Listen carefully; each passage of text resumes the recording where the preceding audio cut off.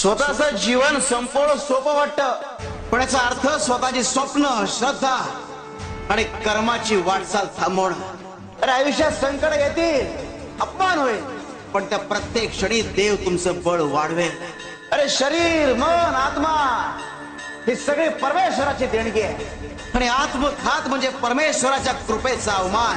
जिथे संकट सहन करण्याची ताकद आहे तिथे विजय देखील आहे.